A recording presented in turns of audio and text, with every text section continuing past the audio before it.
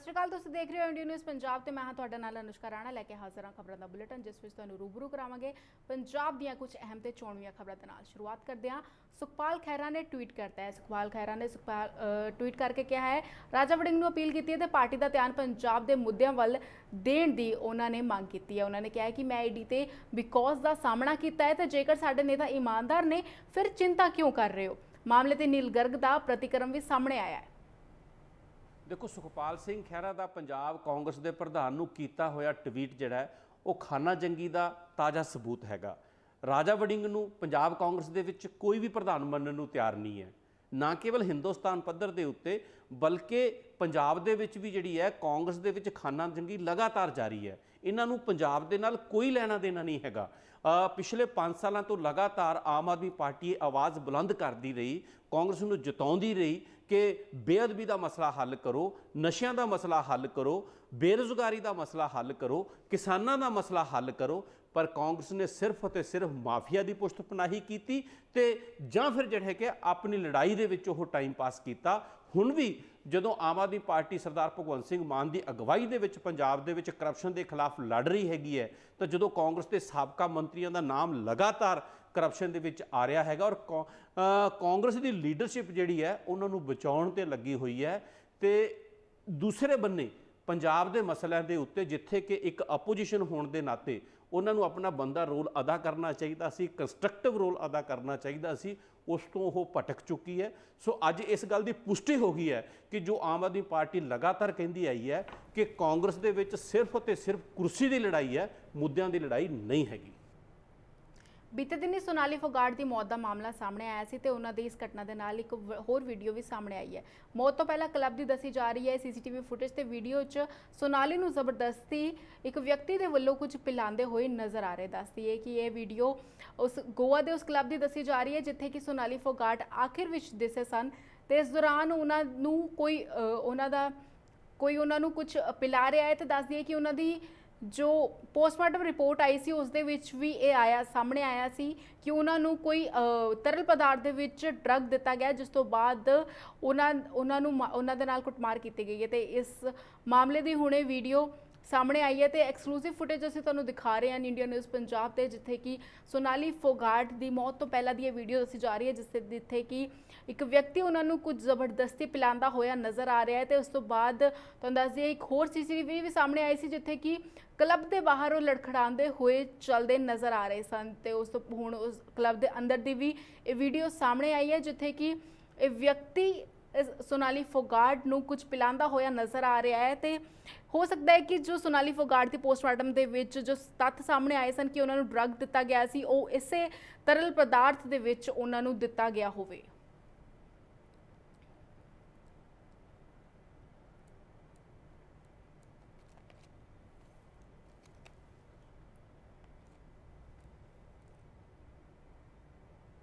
Food supply विभाग टोआ ढोआई के कथित घोटाले मामले च विजिलेंस वालों गिरफ्तार साबका कैबिनेट मंत्री भारत भूषण आशू नूं 4 दिन के पुलिस रिमांड खत्म होने तो बाद अज मुड़ अदालत विच पेश किया गया जिथे अदालत ने दोनों पक्षों की दलीलां सुनने तो बाद साबका कैबिनेट मंत्री भारत भूषण आशू नूं मुड़ 2 दिन के पुलिस रिमांड से भेज दिता है।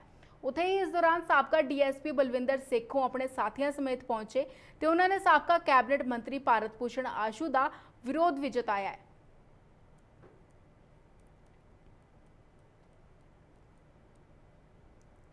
जांच में कुछ भी नहीं सामने आया। अभी तक उन्होंने ये बताया है कि विजिलेंस ने जो बताया कि उनका कज़न कोई ब्रदर है, शायद काला है नाम उसका, काले ने एक मोबाइल हैंड ओवर किया। वो मोबाइल को एफएसएल में भेजेंगे, उसमें देखेंगे, जांच करेंगे क्या निकलता है क्या नहीं निकलता। इसके अलावा कुछ सामने नहीं है। 4 दिन के रिमांड में कोई चीज़ सामने नहीं है। इसके बारे में जिक्र नगर निगम के मेयर जो है उनसे पूछताछ हुई है, ये भी डिस्कस नहीं हुआ कोर्ट में, तो मुझे मालूम भी नहीं है, मेरी नॉलेज भी नहीं। तथ्य तो बड़ा सिंपल है, वो कह रहे हैं प्रॉपर्टी के बारे में मालूम करना है। तो हमने उनको बताया कि जो प्रॉपर्टी है वो हमारे इंटरनेट पे पड़ी है, हमारे सीए से डॉक्यूमेंट आप ले लो। सीए ने जो मंडे को सारे डॉक्यूमेंट पहले दे भी दिए, उन्होंने दोबारा फिर मांगे हैं। जो इनकम टैक्स रिटर्न्स हैं, जो उनकी बैलेंस शीट्स है, वो सारी जितनी भी हैं वो हैंड ओवर कर दी हैं। कुछ और डॉक्यूमेंट सीए से मंगाए हैं, वो कल है परसों हैंड ओवर कर देंगे। ਇਸ ਤੇ ਰਾਜਾ ਵੜਿੰਗ ਦਾ ਨਾਮ ਸੁਣਦੇ ਜਦੋਂ ਹਾਥੀ ਦਾ ਪੈਰ ਦੇ ਵਿੱਚ ਸਾਰੇ ਹੀ ਆ, ਜਦੋਂ ਇਹਨਾਂ ਦਾ ਪ੍ਰਧਾਨ ਆ ਗਿਆ ਸਭ ਤੋਂ ਵੱਡਾ ਗੰਦ ਤੇ ਨਿੱਕੇ ਮੋਟੇ ਗੰਦ ਤਾਂ ਆਪੇ ਆਟੋਮੈਟਿਕ ਆ ਜਾਂਦੇ ਆ। ਅਸੀਂ ਉੱਥੇ ਜਾਵਾਂਗੇ ਜੀ ਜੀ ਬਾਕੀ ਇਹਨੂੰ ਵੇਖਣਾ ਸੀ ਕਸਟਡੀ ਚੋਂ ਇੱਕ ਥੋੜੀ ਜਿਹੀ ਨੂੰ ਤਾਂ ਹੁੰਦਾ ਹੀ ਨਾ ਦੇਖ ਲਈਏ ਵੀ ਸੇਖੋ ਸਾਹਿਬ ਉਹੀ ਮੰਤਰੀ ਜਿਹੜੇ ਜਿਹਨੇ ਕਿਹਾ ਸੀਗਾ ਕਿ ਜਾਤੀ ਕਰਨ ਵਾਲਾ ਖੁਦ ਜਾਤੀ ਦਾ ਅੱਜ ਸ਼ਿਕਾਰ ਜਿਹੜਾ ਹੋਇਆ ਹੋਇਆ ਉਹ ਪ੍ਰਮਾਤਮਾ ਦੀ ਜਾਤੀ ਦਾ ਸ਼ਿਕਾਰ ਹੋਇਆ ਹੋਇਆ, ਸਾਡੀ ਜਾਤੀ ਦਾ ਕੋਈ ਸ਼ਿਕਾਰ ਨਹੀਂ ਆਇਆ, ਕੁਦਰਤ ਦੇ ਇਨਸਾਫ ਦਾ ਸ਼ਿਕਾਰ ਹੋਇਆ ਹੋਇਆ। ਬਹੁਤ ਹੀ ਅੱਜ ਤੇ ਇਹਨੂੰ ਵੇਖ ਕੇ ਇਕੱਲੇ ਮੇਰੀ ਗੱਲ ਨਹੀਂ ਕਰਨੀ, ਸਾਰੀ ਦੁਨੀਆ ਜਿਹੜੀ ਹੈ ਇਸ ਚੀਜ਼ ਨੂੰ ਇਹਨੂੰ ਸਲਾਖਾਂ ਪਿੱਛੇ ਦੇਖਣਾ ਚਾਹੁੰਦੀ ਸੀ। ਆਉਣ ਵਾਲੇ ਸਮੇਂ ਵਿੱਚ ਦੇਖਦੇ ਹਾਂ ਪੁਲਿਸ ਕਿਸ ਤਰੀਕੇ ਨਾਲ ਇਹਦਾ ਜਿਹੜਾ ਅਜੇ ਪ੍ਰੋਸੀਡਿੰਗ ਚ ਕਿਵੇਂ ਲੈ ਕੇ ਆਉਂਦੀ ਹੈ। ਅਦਰਵਾਈਜ਼ ਇਹੋ ਜਿਹੇ ਬੰਦੇ ਜਿਹੜੇ ਹੈਗੇ ਲੰਬਾ ਸਮਾਂ ਜਿਹੜਾ ਹੈਗਾ ਜੇਲ੍ਹਾਂ ਵਿੱਚ ਰਹਿਣ ਦੇ ਵਾਸਤੇ ਡਿਜ਼ਰਵ ਕਰਦੇ ਆ। ਇੱਕ ਪਾਸੇ ਜਿੱਥੇ ਸਾਬਕਾ ਕਾਂਗਰਸੀ ਮੰਤਰੀ ਭਾਰਤ ਭੂਸ਼ਣ ਆਸ਼ੂ ਦੀ ਪੇਸ਼ੀ ਹੋਈ ਤੇ ਉਹਨਾਂ ਨੂੰ 2 ਦਿਨ ਦੇ ਮੁੜ ਰਿਮਾਂਡ ਤੇ ਭੇਜਿਆ ਗਿਆ, ਉੱਥੇ ਹੀ ਭਾਰਤ ਭੂਸ਼ਣ ਆਸ਼ੂ ਦੀ ਇਸ ਪੇਸ਼ੀ ਦੌਰਾਨ ਵੱਡੀ ਗਿਣਤੀ ਵਿੱਚ ਵਿਜੀਲੈਂਸ ਦਫ਼ਤਰ ਕਾਂਗਰਸੀ ਆਗੂ ਪਹੁੰਚੇ। ਉਹਨਾਂ ਕਿਹਾ ਹੈ ਕਿ ਅਸੀਂ ਆਪਣੇ ਲੀਡਰ ਦੇ ਨਾਲ ਖੜੇ ਹਾਂ ਤੇ ਕਾਂਗਰਸੀਆਂ ਨੇ ਧਾਰਾ 144 ਦਾ ਵੀ ਇਸ ਵੇਲੇ ਉਲੰਘਣਾ ਕੀਤੀ ਤੇ ਵੱਡੀ ਗਿਣਤੀ ਵਿੱਚ ਪੁਲਿਸ ਬਲ ਵੀ ਇਸ ਮੌਕੇ ਤੈਨਾਤ ਰਿਹਾ।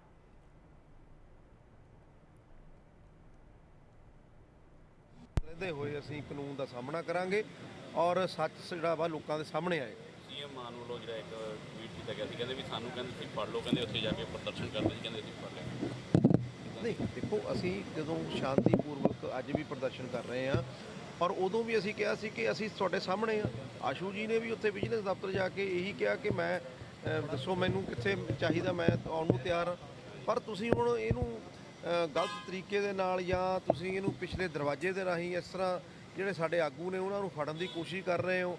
ਜਿਸ ਤਰ੍ਹਾਂ ਪਹਿਲਾਂ ਸਾਧੂ ਸਿੰਘ ਧਰਮਸੋਤ ਜੀ ਨੂੰ 3 ਵਜੇ ਸਵੇਰੇ ਅਰਲੀ ਮਾਰਨਿੰਗ ਚੱਕਿਆ ਗਿਆ ਔਰ ਜਿਵੇਂ ਕੋਈ ਡਰੈਡਡ ਮਿਲੀਟੈਂਟ ਹੁੰਦੇ ਨੇ ਉਹ ਇੱਕ ਕਾਨੂੰਨ ਦੇ ਵਿੱਚ ਰਹਿਣ ਵਾਲੇ ਵਿਅਕਤੀ ਨੇ, ਭਾਰਤ ਦੇ ਸੰਵਿਧਾਨ ਦੇ ਵਿੱਚ ਉਹਨਾਂ ਨੇ ਸਹੁੰ ਖਾਧੀ ਹੈ ਔਰ ਉਹਨਾਂ ਨੂੰ ਤੁਸੀਂ ਇਸ ਤਰ੍ਹਾਂ ਹਰਾਸ ਕਰ ਰਹੇ ਹੋ ਔਰ ਜਾਣਬੁੱਝ ਕੇ ਉਹਨਾਂ ਨੂੰ ਧੱਕੇਸ਼ਾਹੀ ਉਹਨਾਂ ਨੂੰ ਕਰ ਰਹੇ ਹੋ, ਇਹ ਨਿੰਦਣਯੋਗ ਗੱਲ ਹੈ। देखो हम इनसे बात कर रहे हैं, नेगोशिएट कर रहे हैं और हर संभव प्रयास जिला पुलिस कर रही है, जिला प्रशासन कर रहा है। फिर अगर बात नहीं मानेंगे तो अकॉर्डिंगली कानून के मुताबिक इस पर जो है कार्रवाई करी जाएगी। सर ਤੁਸੀਂ 2-3 ਦਿਨ ਹੋ ਚੁੱਕੀ ਹੈ ਜੀ, 2-3 ਦਿਨ ਦੇ ਨੈਗੋਸ਼ੀਏਸ਼ਨ ਹੀ ਚੱਲ ਰਹੀ ਹੈ ਕਿ ਕੋਈ ਆਮ ਲੋਕ ਜੇ ਧਰਨਾ ਦਿੰਦੇ ਇਸ ਤਰ੍ਹਾਂ ਨੈਗੋਸ਼ੀਏਸ਼ਨ ਹੁੰਦੀ ਹੈ ਜੀ? ਜਿਹੜਾ ਹੈਗਾ ਅਸੀਂ ਪ੍ਰੀਵੈਂਟਿਵ ਐਕਸ਼ਨ ਵੀ ਕੀਤਾ ਹੋਇਆ ਹੈ। ਮੈਂ ਜੈਸਾ ਕਿ ਮੈंने ਪਹਿਲੇ ਵੀ ਤੁਹਾਨੂੰ ਕਿਹਾ ਕਿ ਪਹਿਲੇ ਅਸੀਂ ਪ੍ਰੀਵੈਂਟਿਵ ਐਕਸ਼ਨ ਕੀਤਾ ਹੋਇਆ ਹੈ ਤੇ ਅਸੀਂ ਫੋਰਸ ਵੀ ਬੁਲਾਈ ਹੋਈ ਹੈ। ਇਹ ਨਹੀਂ ਮੰਨੇ ਤਾਂ ਫਿਰ ਆਪਾਂ ਕਾਨੂੰਨ ਦੇ ਮੁਤਾबिक बढ़ती कार्रवाई करेंगे। जगह पे बिना परमिशन तो कोई भी प्रोग्राम कर सकते हैं? मैंने जगह सर मैंने ਪਹਿਲਾਂ ਵੀ ਤੁਹਾਨੂੰ ਕਿਹਾ ਜ਼ਿਲ੍ਹਾ ਪ੍ਰਸ਼ਾਸਨ ਦੇ ਜਿਹੜੇ ਇਹਨਾਂ ਦੇ ਚੇਅਰਮੈਨ ਹੈ ਅਸੀਂ ਉਹਨਾਂ ਨੂੰ ਵੀ ਕਿਹਾ ਕਿ ਤੁਸੀਂ ਇਹਨਾਂ ਦੇ ਖਿਲਾਫ ਜਿਹੜੀ ਹੈਗੇ ਸਾਨੂੰ ਕੰਪਲੇਂਟ ਦਿਓ। ਬਾਕੀ ਪੁਲਿਸ ਨੇ ਆਪਣੇ ਵੱਲੋਂ ਪ੍ਰੀਵੈਂਟਿਵ ਐਕਸ਼ਨ ਕੀਤਾ ਹੋਇਆ, ਫੋਰਸ ਅਸੀਂ ਮੰਗਾ ਰਹੇ ਨੇ, ਫਿਰ ਜਿਹੜੀ ਕਾਰਵਾਈ ਹੋਗੀ ਲਾਅ ਦੇ ਮੁਤਾबिक ਅਸੀਂ ਕਰਾਂਗੇ। ਉਧਰ ਪੰਜਾਬ ਐਗਰੀਕਲਚਰ ਯੂਨੀਵਰਸਿਟੀ ਦੇ ਵਿਦਿਆਰਥੀਆਂ ਨੇ ਮੁੱਖ ਮੰਤਰੀ ਭਗਵੰਤ ਮਾਨ ਦੇ ਨਾਲ ਮੁਲਾਕਾਤ ਕੀਤੀ ਹੈ। ਖੇਤੀ ਪਾਲਿਸੀ ਤੇ ਨਵੀਆਂ ਨਿਯੁਕਤੀਆਂ ਨੂੰ ਲੈ ਕੇ ਚਰਚਾ ਹੋਈ ਹੈ ਤੇ ਖੇਤੀ ਦੇ ਨਵੇਂ ਤਰੀਕਿਆਂ ਦੇ ਖੋਜ ਨੂੰ ਲੈ ਕੇ ਵਿਸਥਾਰਤ ਚਰਚਾ ਹੋਈ ਹੈ। ਇਸ ਦੌਰਾਨ ਤੇ ਵਿਦਿਆਰਥੀਆਂ ਨੇ ਨਵੀਂ ਅਸਾਮੀਆਂ ਲਈ ਸੀਐਮ ਭਗਵੰਤ ਮਾਨ ਦਾ ਧੰਨਵਾਦ ਕੀਤਾ ਹੈ। ਤੇ ਦੱਸ ਦਈਏ ਕਿ ਬੀਤੇ ਦਿਨੀ ਕੈਬਨਿਟ ਵਿੱਚ ਪੋਸਟਾਂ ਨੂੰ ਮਨਜ਼ੂਰੀ ਦਿੱਤੀ ਗਈ ਸੀ ਤੇ ਅੱਜ ਇਹ ਮੁਲਾਕਾਤ ਹੋਈ ਹੈ। ਮੁੱਖ ਮੰਤਰੀ ਭਗਵੰਤ ਮਾਨ ਨੇ ਵਿਦਿਆਰਥੀਆਂ ਨੂੰ ਭਰੋਸਾ ਦਿੱਤਾ ਹੈ ਕਿ ਪਾਲਿਸੀ ਤੇ ਨਿਯੁਕਤੀਆਂ 'ਚ ਵਿਦਿਆਰਥੀਆਂ ਦੀ ਰਾਏ ਲਈ ਜਾਵੇਗੀ ਤੇ ਇਸ ਦੇ ਨਾਲ ਹੀ ਮੁੱਖ ਮੰਤਰੀ ਨੇ ਅਫਸਰਾਂ, ਮਾਹਿਰਾਂ ਤੇ ਵਿਦਿਆਰਥੀਆਂ ਦੀ ਕਮੇਟੀ ਬਣਾਉਣ ਲਈ ਵੀ ਕਿਹਾ ਹੈ ਤੇ ਉਹਨਾਂ ਕਿਹਾ ਹੈ ਕਿ ਇਸ ਕਮੇਟੀ ਦੇ ਵਿੱਚ ਪੀਏਯੂ ਦੇ ਵਿਦਿਆਰਥੀਆਂ ਦੇ 2 ਨੁਮਾਇੰਦੇ ਹੋਣਗੇ।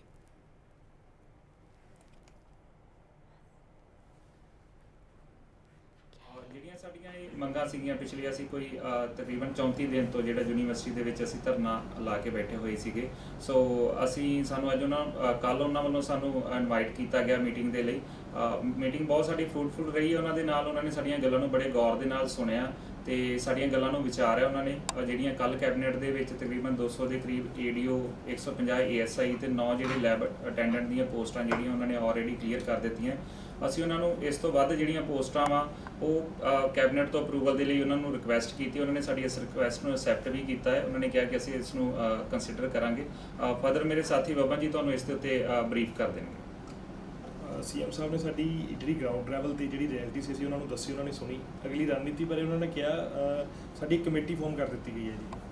2 ਸਟੂਡੈਂਟਸ ਦੀ ਕਮੇਟੀ ਤੇ 2 ਇਹਨਾਂ ਦੇ ਜਿਹੜੇ ਬਿਊਰੋਕਰੇਟਸ ਦੀ ਕਮੇਟੀ ਆ। ਇੱਕ ਪੂਰੀ ਪ੍ਰੋਪਰ ਕਮੇਟੀ ਫਾਰਮ ਹੋਊਗੀ ਜਿਹੜੀ ਗੱਲਬਾਤ ਦੇ ਰਾਹ ਨੂੰ ਅੱਗੇ ਵਧਾਊਗੀ ਜੀ। ਟੇਬਲ ਟਾਕ ਕਰੂਗੀ, ਜਿਹੜੀਆਂ ਅਗਲੀਆਂ ਪੋਸਟਾਂ ਆਉਣਗੀਆਂ, ਕਿੰਨੀਆਂ ਆਉਣਗੀਆਂ, ਬਾਗਬਾਨੀ ਵਿਭਾਗ ਦੀਆਂ ਕਿਵੇਂ ਹੋਣਗੀਆਂ ਜੀ, ਸੋਇਲ ਕੰਜ਼ਰਵੇਸ਼ਨ ਆਫਿਸਰ ਦੀਆਂ ਵੈਕੈਂਸੀਜ਼ ਕਿਵੇਂ ਭਰੀਆਂ ਜਾਣਗੀਆਂ, ਇੱਕ ਕਮੇਟੀ ਫਾਰਮ ਹੋ ਗਈ ਆ। ਸੋ ਗੱਲਬਾਤ ਦਾ ਰਾਹ ਇੱਕ ਜਿਹੜਾ ਸੀਐਮ ਸਾਹਿਬ ਵੱਲੋਂ ਖੋਲ੍ਹ ਦਿੱਤਾ ਗਿਆ। ਧੰਨਵਾਦੀ ਹਾਂ ਜੀ ਸਰ ਦੇ, ਸੀਐਮ ਸਾਹਿਬ ਤੇ ਉਹਨਾਂ ਨੇ ਸਾਡੀ ਗੱਲ ਸੁਣੀ ਤੇ ਪੰਜਾਬ ਦੀ ਖੇਤੀਬਾੜੀ ਨੂੰ ਕਿਵੇਂ ਅੱਗੇ ਵਧਾਉਣਾ ਉਹਦੇ ਲਈ ਅਸੀਂ ਕਮੇਟੀ ਫਾਰਮ ਕੀਤੀ। ਅੱਗੇ ਅਸੀਂ ਰਿਕੁਐਸਟ ਕੀਤੀ ਕਿ ਇੱਕ ਐਗਰੀਕਲਚਰ ਪਾਲਿਸੀ ਬਣਾਈ ਜਾਵੇ ਜਿਸ ਦੇ ਜਿਹੜਾ ਕਿ ਸਾਡਾ ਇੱਕ ਲੌਂਗ ਟਰਮ ਵਿਜ਼ਨ ਹੋਵੇ, ਜਿਸ ਦੇ ਥਰੂ ਅਸੀਂ ਪੰਜਾਬ ਦੀ ਖੇਤੀਬਾੜੀ ਨੂੰ ਹੋਰ ਪ੍ਰਫੁੱਲਤ ਕਰ ਸਕੀਏ, ਲਾਹੇਵੰਦ ਧੰਦਾ ਬਣਾ ਸਕੀਏ।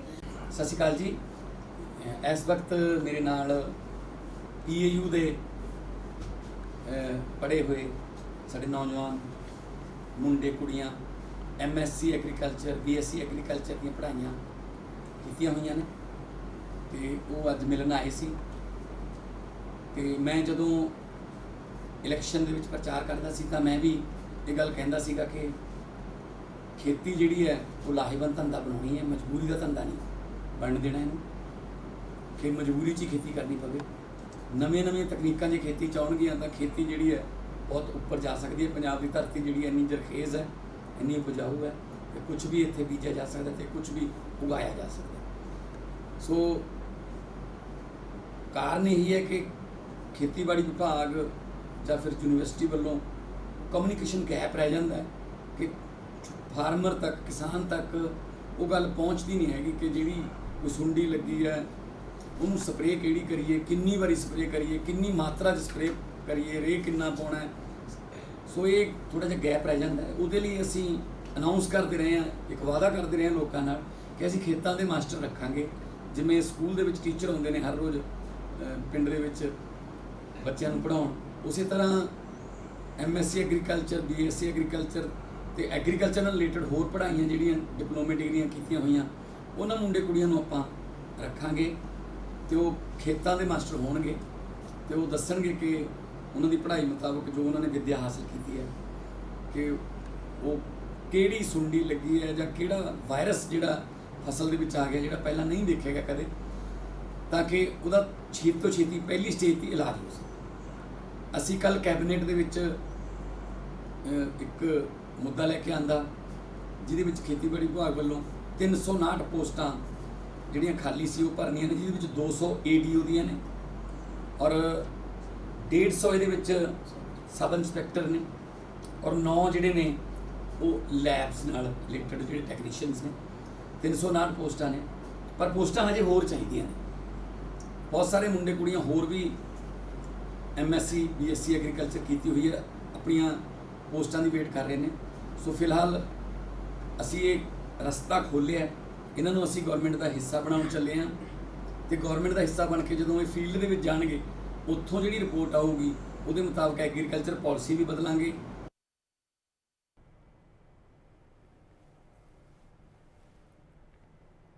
ਉਧਰ ਗਾਇਕ ਇੰਦਰਜੀਤ ਨਿੱਕੂ ਨੇ ਸਾਰਿਆਂ ਦਾ ਧੰਨਵਾਦ ਕੀਤਾ ਹੈ। ਮੁੜ ਸਟੇਜ ਤੇ ਦਿਖੇ ਨੇ ਇੰਦਰਜੀਤ ਨਿੱਕੂ ਤੇ ਗਿੱਪੀ ਗਰੇਵਾਲ ਦੇ ਨਾਲ ਗਾਣਾ ਗਾਉਣ ਦੇ ਵਿੱਚ ਦੌਰਾਨ ਉਹ ਨਜ਼ਰ ਆਏ। ਨਿੱਕੂ ਨੇ ਕਿਹਾ ਹੈ ਕਿ ਉਹਨਾਂ ਨੂੰ ਪੈਸੇ ਨਹੀਂ ਕੰਮ ਚਾਹੀਦਾ। ਦੱਸਦੀ ਹੈ ਕਿ ਇਸ ਤੋਂ ਪਹਿਲਾਂ ਗਾਇਕ ਇੰਦਰਜੀਤ ਨਿੱਕੂ ਦੀ ਵੀਡੀਓ ਵਾਇਰਲ ਹੋਈ ਸੀ ਜਿਸ ਦੇ ਵਿੱਚ ਉਹ ਕਿਤੇ ਬਾਹਰਲੇ ਦੇਸ਼ ਦੇ ਵਿੱਚ ਕਿਸੇ ਸਾਧ ਦੇ ਕੋਲ ਪਹੁੰਚੇ ਦਿਖਾਈ ਦੇ ਰਹੇ ਸਨ ਤੇ ਉੱਥੇ ਉਹ ਇਮੋਸ਼ਨਲ ਹੁੰਦੇ ਵੀ ਨਜ਼ਰ ਆਏ, ਜਿਸ ਤੋਂ ਬਾਅਦ ਪੰਜਾਬੀ ਇੰਡਸਟਰੀ ਦੇ ਕਈ ਗਾਇਕਾਂ ਨੇ ਉਹਨਾਂ ਦਾ ਪੱਲਾ ਫੜਿਆ ਤੇ ਉੱਥੇ ਉਹਨਾਂ ਦਾ ਸਾਥ ਦਿੱਤਾ ਹੈ ਤੇ ਉਹਨਾਂ ਦਾ ਅਖਾੜਾ ਲਗਵਾਇਆ ਤੇ ਇਸ ਦੌਰਾਨ ਉਹ ਸਾਰਿਆਂ ਦਾ ਧੰਨਵਾਦ ਕਰਦੇ ਹੋਏ ਨਜ਼ਰ ਆਏ। ਉਹਨਾਂ ਨੇ ਸੋਸ਼ਲ ਮੀਡੀਆ ਦਾ ਤੇ ਨਾਲ ਦੇ ਨਾਲ ਹੀ ਆਪਣੇ ਫੈਨਸ ਦਾ ਜੋ ਉੱਥੇ ਉਹਨਾਂ ਦਾ ਗਾਣਾ ਸੁਣਨ ਲਈ ਪਹੁੰਚੇ ਸਨ ਉਹਨਾਂ ਦਾ ਵੀ ਧੰਨਵਾਦ ਕੀਤਾ ਤੇ ਗਾਇਕਾਂ ਦਾ, ਪੰਜਾਬੀ ਇੰਡਸਟਰੀ ਦੇ ਗਾਇਕਾਂ ਦਾ ਖਾਸ ਤੌਰ ਤੇ ਉਹਨਾਂ ਨੇ ਧੰਨਵਾਦ ਕੀਤਾ ਕਿ ਉਹਨਾਂ ਨੂੰ ਫਿਰ ਮੁੜ ਤੋਂ ਸਟੇਜ ਤੇ ਉਹਨਾਂ ਨੇ ਖੜਾ ਕੀਤਾ ਹੈ।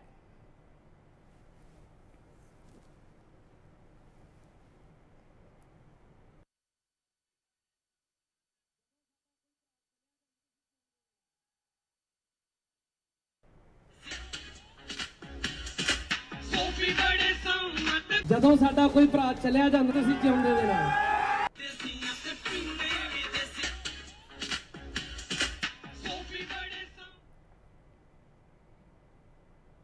ਅੰਮ੍ਰਿਤਸਰ ਦੇ ਵਿੱਚ ਰੇਤ ਮਾਫੀਆ ਦੇ ਖਿਲਾਫ ਇੱਕ ਸਟਿੰਗ ਆਪਰੇਸ਼ਨ ਕੀਤਾ ਗਿਆ ਜਿਸ ਦੇ ਵਿੱਚ ਜਦ ਇੱਕ ਰੇਤ ਵਿਕਰੇਤਾ ਦੇ ਨਾਲ ਗੱਲਬਾਤ ਕੀਤੀ ਗਈ ਤਾਂ ਉਸਨੇ ਕਈ ਅਹਿਮ ਖੁਲਾਸੇ ਕੀਤੇ। ਉਸਨੇ ਦੱਸਿਆ ਕਿ ਉਹ ਆਪਣੀਆਂ ਗੱਡੀਆਂ ਲੈ ਕੇ ਰਾਤ ਉਹਨਾਂ ਟਿੱਪਰਾਂ ਤੇ ਟਰਾਲਿਆਂ ਦਾ ਪਿੱਛਾ ਕਰਦੇ ਨੇ ਜਿਨ੍ਹਾਂ ਦੇ ਵਿੱਚ 2 ਨੰਬਰ ਦੀ ਰੇਤ ਆਉਂਦੀ ਹੈ। ਇਸ ਤੋਂ ਬਾਅਦ ਉਹਨਾਂ ਟਿੱਪਰ ਤੇ ਟਰਾਲੇ ਦੇ ਅੱਗੇ ਆਪਣੀਆਂ ਗੱਡੀਆਂ ਲਗਾ ਕੇ ਉਹਨਾਂ ਨੂੰ ਰੋਕਿਆ ਜਾਂਦਾ ਹੈ। ਉਹਨਾਂ ਦੇ ਕੋਲੋਂ ਕਾਗਜ਼ਾਂ ਦੀ ਪੁੱਛਗਿੱਛ ਕੀਤੀ ਜਾਂਦੀ ਹੈ। ਰੇਤ 2 ਨੰਬਰ ਵਿੱਚ ਹੋਣ ਕਰਕੇ ਉਹਨਾਂ ਦੇ ਕੋਲ ਕੋਈ ਵੀ ਕਾਗਜ਼ ਨਹੀਂ ਹੁੰਦੇ, ਜਿਸ ਕਰਕੇ ਉਹਨਾਂ ਦੇ ਕੋਲੋਂ ਉਹਨਾਂ ਨੂੰ ਛੱਡਣ ਦੇ ਬਦਲੇ ਆਪਣੀਆਂ ਟਰਾਲੀਆਂ ਵਿੱਚ ਰੇਤ ਭਰਵਾਈ ਜਾਂਦੀ ਹੈ। ਇਸ ਤੋਂ ਬਾਅਦ ਇਸ ਰੇਤ ਨੂੰ ਆ ਕੇ ਇੱਥੇ ਰੇਤ ਮੰਡੀ ਦੇ ਵਿੱਚ ਵੇਚਿਆ ਜਾਂਦਾ ਹੈ। ਉਸਨੇ ਇਹ ਵੀ ਖੁਲਾਸਾ ਕੀਤਾ ਕਿ ਇਹ ਸਾਰੀ ਰੇਤ ਪਠਾਨਕੋਟ ਅਤੇ ਜੰਮੂ ਤੋਂ 2 ਨੰਬਰ ਦੇ ਵਿੱਚ ਆ ਰਹੀ ਹੈ, ਜੋ ਕਿ ਰਾਤ ਦੇ ਹਨੇਰੇ ਵਿੱਚ ਅੰਮ੍ਰਿਤਸਰ ਪਹੁੰਚਦੀ ਹੈ। ਅੱਜ ਤੋਂ 18-19 ਸਾਲ ਤੇ ਰੇਟ ਦੇ ਭਾਅ ਕੀ ਨੇ ਅੱਜ ਦਾ ਰੇਟ ਤੇ 7000 ਰੁਪਇਆ ਜੀ। ਤੇ ਜਦੋਂ ਪਹਿਲਾਂ ਸਰਕਾਰ ਸੀਗੀ, ਚੰਨੀ ਸਰਕਾਰ ਸੀ, ਕੀ ਰੇਟ ਸੀਗਾ? 1500 ਰੁਪਇਆ ਜੀ। ਪਰ ਮਾਨ ਸਰਕਾਰ ਦੇ ਸੱਤਾ ਵਿੱਚ ਆਈ ਸੀ ਕਿਹਾ ਕਿ ਰੇਤ ਦੀ ਕਾਲਾਬਾਜ਼ਾਰੀ ਬੰਦ ਕਰਾਂਗੇ ਤੇ ਰੇਤ ਸਸਤੀ ਹੋਊਗੀ। ਹਾਂਜੀ। ਤੇ ਇਹਦੇ ਮੁਕਾਬਲੇ ਜਿਹੜੇ 7 ਗੁਣਾ ਭਾਅ ਵਧੀ, ਕੀ ਕਹਿਣਾ ਚਾਹੋਗੇ? ਭਾਈ ਅਸੀਂ ਤਾਂ ਹੁਣ ਕੀ ਕਹਿਣਾ ਚਾਹੁੰਦੇ ਹਾਂ, ਮਗਰੋਂ ਲੈਣ ਮਹਿੰਗਾ ਡੇ, ਅੱਗੇ ਵੇਚਣ ਮਹਿੰਗਾ ਡੇ ਜੀ। ਇਹੋ ਭਾਅ ਕੋਈ ਸਸਤਾ ਹੋਵੇ ਤੇ ਆਪਣੀ ਖੁੱਲ੍ਹ ਕੇ ਰੇਤ ਆਵੇ, ਅਸੀਂ ਵੀ 4 ਪੈਸੇ ਕਮਾਈਏ। ਕਿੱਥੋਂ ਆ ਰਹੀ ਰੇਤ ਇਸ ਵਕਤ? ਹਿਮਾਚਲ ਚੋਂ ਜੀ। ਮੈਂ ਪਲਵਿੰਦਰ ਸਿੰਘ, ਪੰਜਾਬ ਟਰੱਕ ਏਕਤਾ ਅੰਮ੍ਰਿਤਸਰ। ਤੇ ਜੋ ਕਿ ਰੇਤਾ ਵਾ ਇਸ ਵੇਲੇ ਇਹ 7000 ਨੂੰ ਸੈਂਕੜਾ ਵਿਕਣ ਰਹੀ ਆ ਜੀ। ਜਿਹੜੀ ਇਹ ਬਾਹਰਲੇ ਸੂਬਿਆਂ ਦੇ ਵਿੱਚੋਂ ਆਉਂਦੀ ਆ, ਹਿਮਾਚਲ ਚੋਂ, ਜੰਮੂ ਦੇ ਵਿੱਚੋਂ ਆ ਰਹੀ ਆ। ਸਾਡੇ ਪੰਜਾਬ ਦੀ ਰੇਤਾ ਜਿਹੜੀ ਆ ਬਿਲਕੁਲ ਬੰਦ ਆ, ਕਿਉਂਕਿ ਇਹ 5 ਦਰਿਆਵਾਂ ਦੀ ਧਰਤੀ ਆ ਤੇ ਸਾਨੂੰ ਚਾਹੀਦਾ ਵੀ ਪੰਜਾਬ ਦੇ ਵਿੱਚ ਰੇਤਾ ਖੁੱਲ੍ਹਣੀ ਚਾਹੀਦੀ ਆ, ਦਰਿਆਵਾਂ ਤੋਂ ਮਾਈਨਿੰਗ ਹੋਵੇ, ਨਾਲੇ ਸਰਕਾਰ ਨੂੰ ਕਮਾਈ ਆਵੇ ਤੇ ਆਮ ਜਨਤਾ ਨੂੰ ਰਾਹਤ ਮਿਲੇ। ਉਧਰ ਭਾਜਪਾ ਆਗੂ ਹਰਜੀਤ ਗਰੇਵਾਲ ਨਵਾਂ ਸ਼ਹਿਰ ਪਹੁੰਚੇ। ਇਸ ਦੌਰਾਨ ਉਹਨਾਂ ਨੇ ਭਾਜਪਾ ਵਰਕਰਾਂ ਦੇ ਨਾਲ ਮੀਟਿੰਗ ਕੀਤੀ ਤੇ ਭਾਜਪਾ ਦੀ ਨੀਤੀ ਨੂੰ ਘਰ-ਘਰ ਪਹੁੰਚਾਉਣ ਦੇ ਨਿਰਦੇਸ਼ ਵੀ ਵਰਕਰਾਂ ਨੂੰ ਦਿੱਤੇ।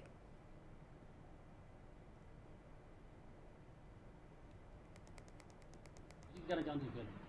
ਦੇਖੋ ਗੱਲ ਇਹ ਆ, ਜਿਹੜੀ ਜਾਂਚ ਹੋਣੀ ਚਾਹੀਦੀ ਹੈ ਜ਼ਰੂਰ, ਪਰ ਇਨਸਾਫ ਵਾਲੇ ਤਰੀਕੇ ਨਾਲ ਹੋਵੇ, ਉੱਦਾਂ ਬਾਇਸਡ ਹੋ ਕੇ ਨਾ ਹੋਵੇ। ਜਿਸ ਤਰ੍ਹਾਂ ਹੁਣ ਵਿਕਰਮ ਮਜੀਠੀਆ ਨੂੰ ਜੇਲ੍ਹ ਭੇਜਿਆ ਸੀ, ਡਰੱਗਸ ਦਾ ਆਰੋਪ ਲਗਾਤਾ, ਉਹਨੂੰ ਜ਼ਮਾਨਤ ਵੀ ਮਿਲ ਗਈ। ਜੋ ਮਾਨਯੋਗ ਅਦਾਲਤ ਨੇ ਕਮੈਂਟਸ ਕੀਤੇ ਇਹਨਾਂ ਤੇ, ਉਹਦੇ ਨਾਲ ਇਹ ਜ਼ਰੂਰ ਸਰਕਾਰਾਂ ਵੀ ਸ਼ਰਮਸਾਰ ਹੁੰਦੀਆਂ ਹਨ। ਬਾਇਸਡ ਹੋ ਕੇ ਕੰਮ ਕਰਨਾ, ਅਤੇ ਜੇ ਸੁਖਬੀਰ ਸਿੰਘ ਬਾਦਲ ਨੇ ਉਹਦੇ 'ਚ ਬੇਅਦਬੀਆਂ ਸ਼ਾਮਲ ਹੈ ਤਾਂ ਜ਼ਰੂਰ ਸਜ਼ਾ ਮਿਲਣੀ ਚਾਹੀਦੀ ਹੈ, ਜਾਂਚ ਹੋਣੀ ਚਾਹੀਦੀ ਹੈ। ਮੈਂ ਕਿਸੇ ਦੋਸ਼ੀ ਦੇ ਹੱਕ 'ਚ ਨਹੀਂ ਹੈਗਾ, ਨਾ ਮੇਰੀ ਪਾਰਟੀ ਹੈ। ਅਸੀਂ ਕਹਿੰਦੇ ਕਿ ਪਰ ਬਾਇਸਡ ਹੋ ਕੇ ਕੰਮ ਨਾ ਕਰੋ। ਉਹ ਪਾਰਟੀ ਜਿਹੜੀ ਆ ਅੱਜ 100 ਸਾਲ ਪੁਰਾਣੀ ਪਾਰਟੀ ਹੈ, ਸੰਘਰਸ਼ਾਂ 'ਚ ਮੁਕਤੀ ਹੋਈ ਹੈ। ਇਹ ਠੀਕ ਹੈ ਕਿ ਅੱਜ ਉਹ ਪਰਿਵਾਰਿਕ ਦਲ ਬਣ ਗਿਆ, ਪਰ ਉਸ ਪਾਰਟੀ ਦੀ ਪੰਜਾਬ ਨੂੰ ਜ਼ਰੂਰਤ ਹੈ ਜੇ ਉਹ ਪਰਿਵਾਰਿਕ ਕਬਜ਼ੇ 'ਚੋਂ ਬਾਹਰ ਆਵੇ। ਭਰਤ ਭੂਸ਼ਣ ਆਸੂ ਬਾਰੇ ਕੀ ਕਹਿਣਾ ਚਾਹੁੰਦੇ ਹੋ? ਹਾਂਜੀ, ਭਰਤ ਭੂਸ਼ਣ ਆਸੂ ਜਿਹੜਾ ਗ੍ਰਿਫਤਾਰ ਕੀਤਾ ਗਿਆ। ਦੇਖੋ, ਪਹਿਲਾਂ ਤਾਂ ਜਾ ਕੇ ਵਿਜੀਲੈਂਸ ਦਫ਼ਤਰ ਦੇ ਬਾਹਰ ਜਾ ਕੇ ਕਹਿ ਰਹੇ ਆ ਕਿ ਸਾਨੂੰ ਪਕੜੋ, ਸਾਨੂੰ ਪਕੜੋ। ਜਦੋਂ ਉਹਨਾਂ ਨੂੰ ਫੜ ਲਿਆ ਹੁਣ ਕਹਿੰਦੇ ਸਾਨੂੰ ਕਿਉਂ ਫੜਿਆ। ਅਤੇ ਇਸ ਕਰਕੇ ਜਾਂਚ ਪੂਰੀ ਹੋਣੀ ਚਾਹੀਦੀ ਹੈ ਅਤੇ ਉਹਦੇ 'ਚ ਮੈਨੂੰ ਲੱਗਦਾ ਕਿ ਇਨਵੋਲਵਮੈਂਟ ਜ਼ਰੂਰ ਨਿਕਲੇਗੀ, ਕਿਉਂਕਿ ਜਿਹੜੀਆਂ ਵੀ ਸਰਕਾਰਾਂ ਆਈਆਂ ਨੇ ਉਹਨਾਂ ਨੇ ਪੰਜਾਬ ਨੂੰ ਲੁੱਟਿਆ ਜ਼ਰੂਰ ਹੈ। ਅੱਜ ਪੰਜਾਬ ਦੇ ਨੌਜਵਾਨਾਂ ਨੂੰ 10+2 ਕਰਕੇ ਜਦੋਂ ਆਈਲੈਟਸ ਹੋ ਜਾਂਦਾ ਨਾ, ਉਸ ਵੇਲੇ ਤੁਸੀਂ ਜਸ਼ਨ ਦੇਖਿਆ ਕਰੋ ਕਿ ਜਿੱਦਾਂ ਉਹਦੀ ਸ਼ਾਦੀ ਹੋ ਰਹੀ ਹੁੰਦੀ ਹੈ ਕਿ ਵੀ ਵਿਦੇਸ਼ ਜਾਊਗਾ ਸਾਡਾ ਬੱਚਾ। ਹੁਣ ਇਹ ਕਿਉਂ ਹੈਗਾ? ਫਿਲਹਾਲ ਦੇ ਲਈ ਖਬਰਾਂ ਦੇ ਬੁਲੇਟਿਨ ਦੇ ਵਿੱਚ ਇੰਨਾ ਹੀ। ਹੋਰ ਵਧੇਰੇ ਖਬਰਾਂ ਦੇ ਲਈ ਤੁਸੀਂ ਦੇਖਦੇ ਰਹੋ ਇੰਡੀਆ ਨਿਊਜ਼ ਪੰਜਾਬ। ਤਦ ਤੱਕ ਲਈ ਮੈਨੂੰ ਦਿਓ ਇਜਾਜ਼ਤ। ਧੰਨਵਾਦ।